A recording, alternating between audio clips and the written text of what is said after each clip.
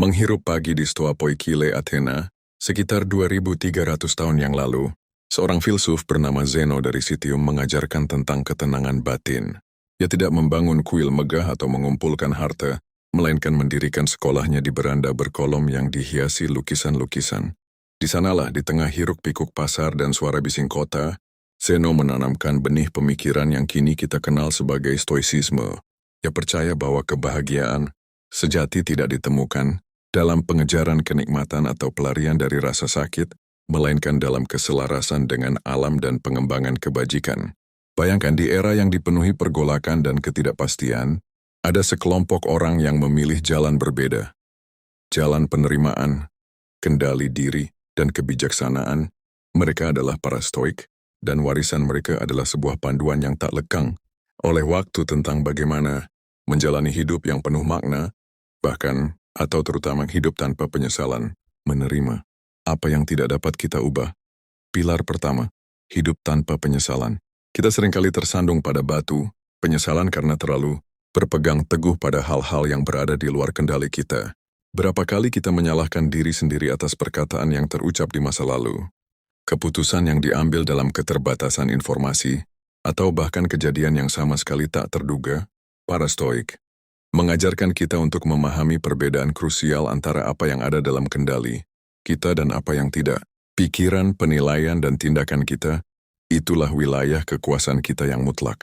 Cuaca, opini orang lain, masa lalu, atau bahkan kesehatan fisik yang menurun seiring waktu, itu semua berada di luar genggaman kita. Epictetus, seorang mantan budak yang kemudian menjadi filsuf stoik terkemuka, pernah berkata, beberapa hal ada di bawah kendali kita dan beberapa tidak. Yang ada di bawah kendali kita adalah opini, dorongan, keinginan, dan keengganan. Singkatnya, semua hal yang merupakan tindakan kita sendiri. Yang tidak di bawah kendali kita adalah tubuh, harta benda, reputasi, jabatan.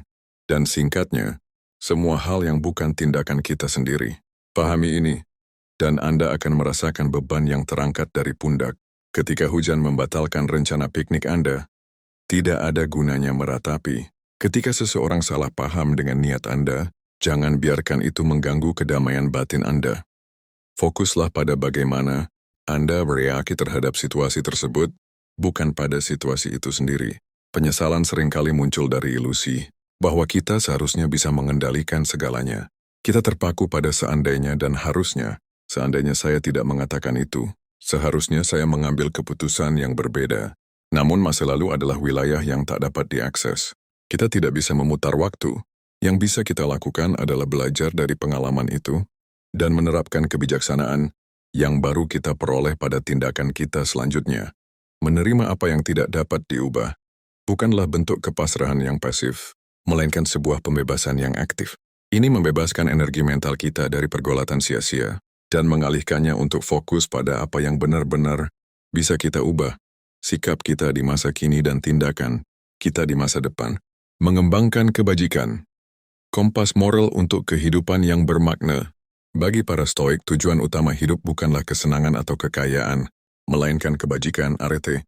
Kebajikan adalah satu-satunya kebaikan sejati, dan segala sesuatu yang lain dianggap sebagai hal yang netral atau preferensi, yang tidak esensial.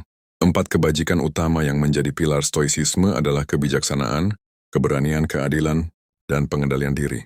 Ini adalah kompas moral yang membimbing setiap keputusan dan tindakan, memastikan bahwa kita hidup selaras dengan akal sehat dan alam semesta. Kebijaksanaan bukan sekadar pengetahuan ensiklopedis, melainkan kemampuan untuk membedakan antara yang baik dan yang buruk, antara yang penting dan yang tidak penting. Ini adalah kebijaksanaan praktis, kemampuan untuk bernalar dengan benar dalam situasi kehidupan sehari-hari. Dengan kebijaksanaan kita dapat menimbang konsekuensi dari tindakan kita, memahami batasan kendali kita, dan membuat pilihan yang selaras dengan nilai-nilai tertinggi kita. Keberanian bukanlah ketiadaan rasa takut, melainkan kemampuan untuk bertindak benar meskipun ada rasa takut atau kesulitan. Ini adalah keberanian moral untuk membela apa yang benar, untuk menghadapi ketidakpastian, dan untuk menerima apa yang tidak dapat diubah dengan tenang. Marcus Aurelius, kaisar Romawi sekaligus filsuf stoik, dalam karyanya Meditations, sering merenungkan tentang menghadapi kesulitan dan kematian dengan keberanian dan penerimaan.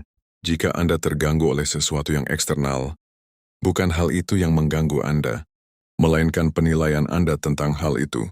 Ini adalah inti dari keberanian stoik. Tidak gentar terhadap apa yang terjadi, melainkan terhadap bagaimana kita memilih untuk bereaksi. Keadilan adalah perlakuan yang adil terhadap orang lain.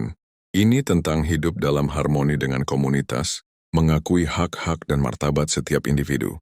Para stoik percaya bahwa kita semua adalah bagian dari satu kesatuan universal, dan oleh karena itu, kita memiliki kewajiban untuk berkontribusi pada kebaikan bersama. Hidup tanpa penyesalan berarti tidak menyakiti orang lain, tidak berbuat curang, dan selalu berusaha untuk bertindak dengan integritas. Pengendalian diri atau moderasi adalah kemampuan untuk mengelola keinginan dan emosi kita. Ini bukan berarti menekan perasaan, melainkan memastikan bahwa emosi kita tidak menguasai akal sehat kita. Ketika kita mampu mengendalikan diri, kita tidak akan terjerumus ke dalam perilaku impulsif yang seringkali menjadi akar penyesalan.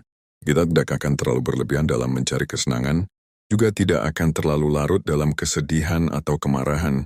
Pengendalian diri adalah jalan menuju ketenangan batin. Ketika kita secara sadar berusaha mengembangkan kebajikan-kebajikan. Ini dalam hidup kita, setiap tindakan menjadi sebuah latihan, setiap tantangan menjadi kesempatan untuk bertumbuh. Kita tidak lagi hidup secara acak, melainkan dengan tujuan yang jelas. Menjadi pribadi yang lebih baik, lebih bijaksana, lebih berani, lebih adil, dan lebih terkendali. Dan ketika kita tahu bahwa kita telah melakukan yang terbaik, bahwa kita telah bertindak selaras dengan nilai-nilai kita, ruang untuk penyesalan akan menyusut hingga hampir tidak ada. Melatih persepsi kekuatan transformasi batin. Salah satu ajaran stoik yang paling revolusioner adalah gagasan bahwa bukan peristiwa itu sendiri yang mengganggu kita, melainkan pandangan kita terhadap peristiwa tersebut. Ini adalah inti dari seni persepsi. Kita tidak dapat mengendalikan apa yang terjadi pada kita, tetapi kita memiliki kendali penuh atas bagaimana kita memilih untuk melihat dan menafsirkan peristiwa tersebut. Bayangkan Anda kehilangan pekerjaan. Bagi sebagian orang ini adalah bencana yang menghancurkan, sumber keputusasaan dan penyesalan mendalam atas pilihan karir masa lalu. Bagi seorang stoik, ini adalah peristiwa netral. Yang penting adalah bagaimana Anda memilih untuk mempersepsikannya. Apakah ini akhir dari segalanya, atau kesempatan untuk menjelajahi jalur baru, mengembangkan keterampilan baru, atau mengevaluasi ulang prioritas hidup? Seneca, seorang negarawan dan filsuf stoik terkemuka, mengajarkan tentang premeditatio malorum, atau premeditasi kejahatan. Ini adalah praktik membayangkan skenario terburuk yang mungkin terjadi, bukan untuk menimbulkan ketakutan, melainkan untuk mempersiapkan diri secara mental dan mengurangi dampaknya. Ketika hal buruk benar-benar terjadi, jika Anda membayangkan kehilangan pekerjaan, kehilangan orang yang dicintai, atau menghadapi penyakit, Anda akan menemukan bahwa ketika hal-hal ini terjadi, Anda tidak akan terlalu terkejut atau hancur. Anda telah melatih pikiran Anda untuk menerimanya sebagai bagian dari kehidupan. Latihan persepsi juga melibatkan objektivitas. Lihatlah segala sesuatu sebagaimana adanya, tanpa menambahkan lapisan emosi atau penilaian subjektif yang tidak perlu. Ketika Anda marah pada seseorang, cobalah melihat tindakan mereka sebagai fakta yang terpisah dari kemarahan Anda. Ketika Anda merasa tidak adil, fokuslah pada apa yang sebenarnya terjadi, bukan pada narasi pribadi Anda tentang ketidakadilan. Ini membutuhkan disiplin mental yang tinggi, tetapi imbalannya adalah ketenangan batin yang tak ternilai. Mengapa ini penting untuk hidup tanpa penyesalan? Karena penyesalan seringkali berakar pada penafsiran kita terhadap masa lalu. Kita menafsirkan pilihan masa lalu sebagai kesalahan yang tidak dapat dimaafkan, bukannya sebagai pembelajaran yang tak terhindarkan.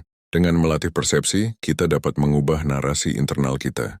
Kita dapat melihat masa lalu sebagai serangkaian pengalaman yang telah membentuk kita, termasuk kesalahan yang kita buat, dan melepaskan penilaian negatif yang membebani. Kita belajar untuk melihat setiap peristiwa, baik atau buruk, sebagai kesempatan untuk menerapkan kebajikan dan memperkuat karakter kita. Mengembangkan disiplin keinginan, menjauhi keterikatan yang berlebihan. Manusia adalah makhluk yang penuh keinginan. Kita menginginkan kesenangan, kenyamanan, pengakuan, dan banyak lagi. Namun keinginan yang tidak terkendali adalah sumber penderitaan dan penyesalan yang tak ada habisnya. Para stoik mengajarkan kita tentang disiplin keinginan. Bagaimana mengelola dan menyelaraskan keinginan kita dengan akal sehat dan alam semesta. Prinsip dasarnya adalah inginkan apa yang ada dalam kendali Anda Dan jangan melekatkan diri pada apa yang tidak. Ketika kita menginginkan hal-hal yang berada di luar kendali kita, seperti kekayaan yang tak terbatas, pujian dari setiap orang, atau hidup yang bebas dari setiap kesulitan, kita menempatkan diri kita dalam posisi yang rentan terhadap kekecewaan dan penyesalan. Ketika keinginan-keinginan ini tidak terpenuhi, kita merasa gagal, tidak puas, dan menyesal. Sebagai contoh, jika Anda menginginkan pekerjaan impian, fokuslah pada apa yang ada dalam kendali Anda. Mengembangkan keterampilan, membangun jaringan, dan mempersiapkan diri dengan baik. Jangan menginginkan hasil akhir, mendapatkan pekerjaan itu sendiri. Karena itu berada di luar kendali Anda. Anda bisa melakukan segalanya dengan benar, tetapi mungkin ada kandidat lain yang lebih cocok, atau perusahaan mengalami perubahan prioritas. Jika Anda melekatkan diri pada hasil akhir, Anda akan menyesal dan kecewa. Tetapi jika Anda hanya menginginkan proses yang terbaik dari diri Anda akan merasa puas terlepas dari hasilnya. Para Stoik juga menganjurkan praktik amor fati atau mencintai takdir. Ini adalah gagasan untuk tidak hanya menerima apa yang terjadi, tetapi juga mencintainya, karena segala sesuatu adalah bagian dari tatanan alam semesta yang lebih besar. Ini bukan fatalisme yang pasif, melainkan penerimaan aktif terhadap realitas. Ketika Anda bisa mencintai apa yang terjadi, tidak ada ruang untuk penyesalan. Anda melihat setiap peristiwa, termasuk kesulitan dan kemunduran, sebagai elemen penting dalam perjalanan hidup Anda yang unik. Marcus Aurelius sering merenungkan tentang ketidakkekalan, segala sesuatu dan bagaimana kita harus menghargai apa yang kita miliki saat ini, tanpa melekatkan diri secara berlebihan. Semua yang kita lihat adalah mimpi di dalam mimpi. Ketika kita memahami bahwa segala sesuatu bersifat sementara, kita akan lebih menghargai saat ini dan kurang cemas tentang masa depan atau menyesali masa lalu. Disiplin keinginan juga berarti menghargai apa yang kita miliki daripada terus-menerus menginginkan lebih. Rasa syukur adalah penawar yang kuat untuk penyesalan. Ketika kita fokus pada kelimpahan dalam hidup kita, bahkan hal-hal kecil sekalipun, kita akan merasa lebih puas dan damai. Praktik refleksi dan jurnal menjadi pengamat diri sendiri. Bagaimana kita dapat menerapkan prinsip-prinsip Stoik ini dalam kehidupan sehari-hari? Salah satu cara paling efektif adalah melalui refleksi diri dan praktik jurnal. Para Stoik, seperti Seneca dan Marcus Aurelius, dikenal sering menuliskan pemikiran, observasi, dan refleksi mereka.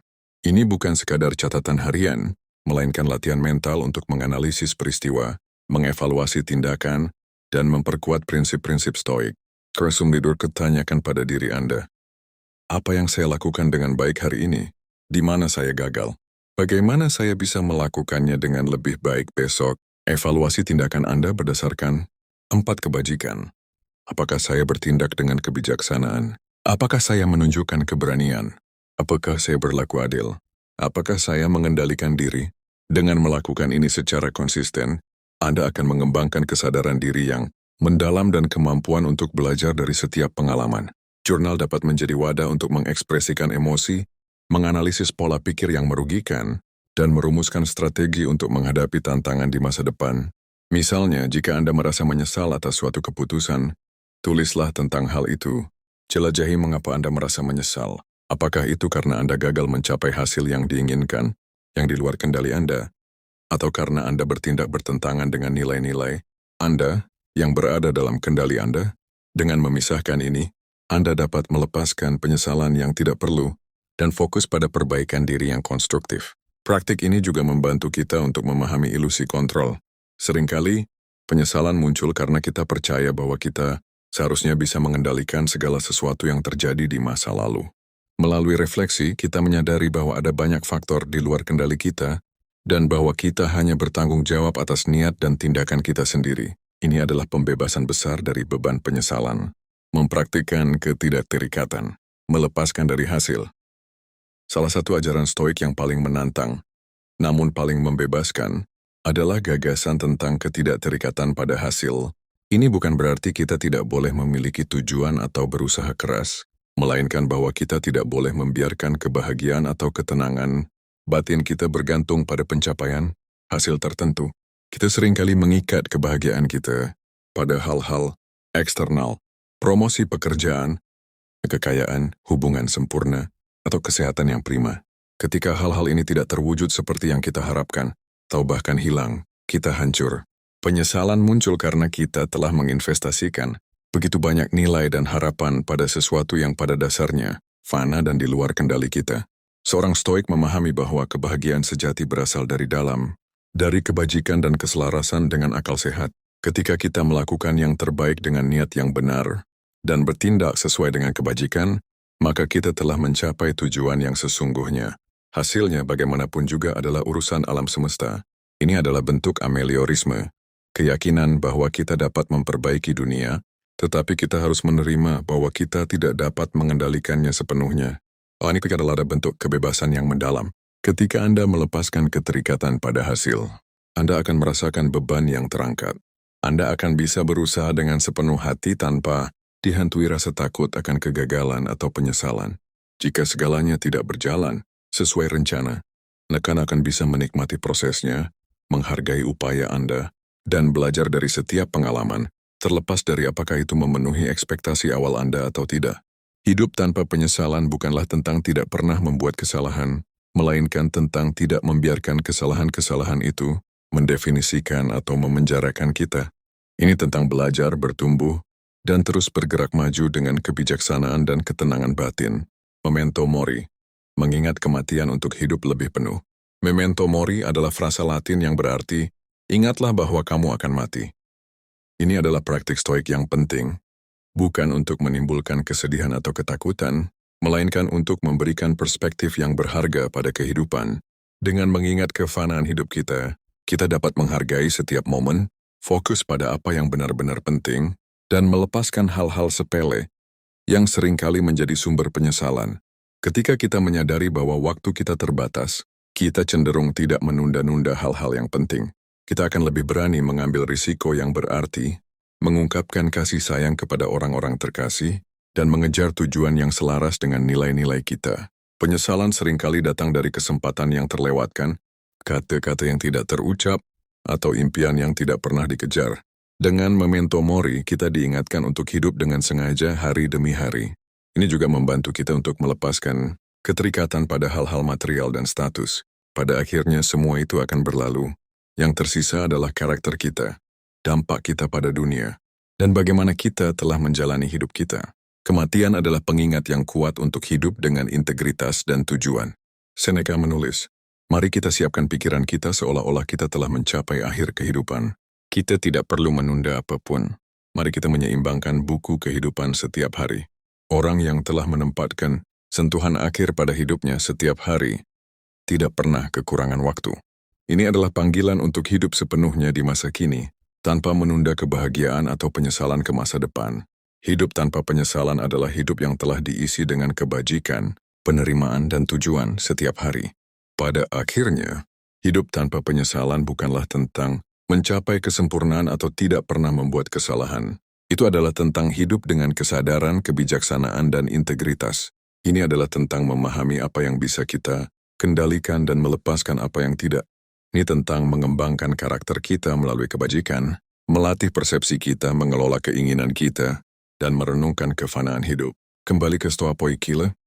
Di bawah naungan beranda yang dihiasi lukisan, para stoik tidak menjanjikan kehidupan yang bebas dari kesulitan, melainkan sebuah kehidupan yang bebas dari penderitaan batin yang tidak perlu. Mereka tidak menawarkan jalan pintas menuju kebahagiaan, melainkan sebuah peta jalan untuk ketenangan batin melalui akal sehat dan kebajikan. Jangan biarkan penyesalan menjadi bayangan yang membayangi hidup.